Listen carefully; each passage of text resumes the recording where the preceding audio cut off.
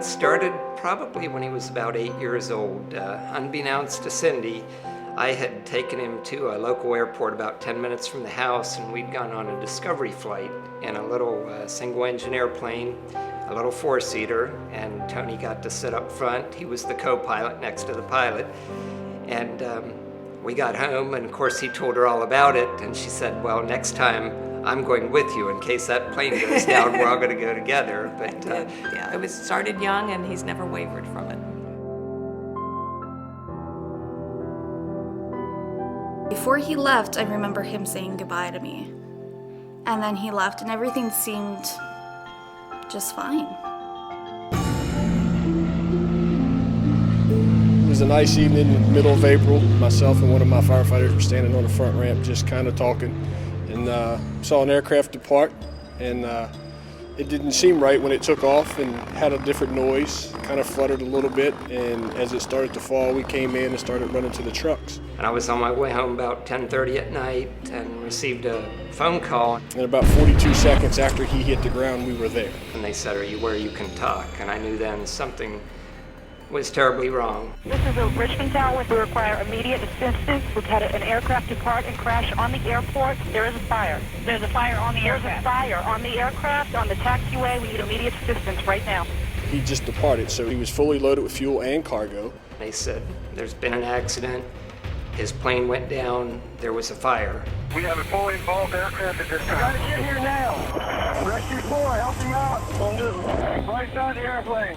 The airplane stayed intact upon impact to the ground. It appeared that the airport was going to request more resources, so everything out of this building headed towards the airport. As the fireball erupted, it pushed the flames back along the fuselage, catching the interior of the airplane. I asked her, I said, is he alive?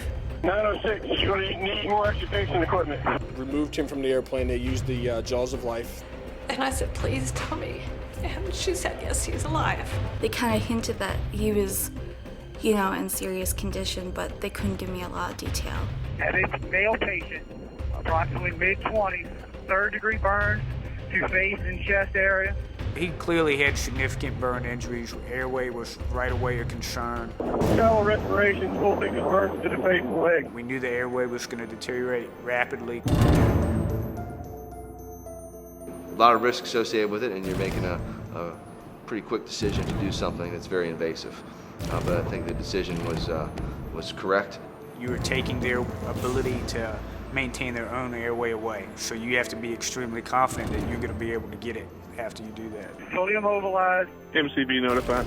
We had the resources there where we were able to manage multiple things at the same time. 2 people just to be concentrating on the airway. Someone just managing IV/IO access, just managing the monitors, and just managing the drug therapy. And then 1 person sitting back overall management of the entire patient. Paramedic 6 en route, VCU code 3. Yeah, that was probably the longest night of our lives. Paramedic 6 arrived, VCU. 22. But when the light starts flashing, we know we have a trauma patient coming in. We start assembling our team of physicians and nurses. We knew, because it was a plane crash with a burn, it's going to be a very complex patient, because you're dealing with major thermal burns and major blunt force trauma.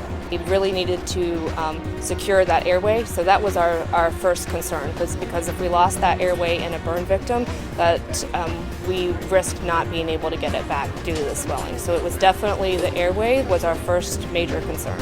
We made sure all the other breathing circulations were intact. We identified all the injuries, got our IV secured, started warming him up, started giving him the fluids that he needed, and got him to the CAT scanner and all the x-rays that he needed.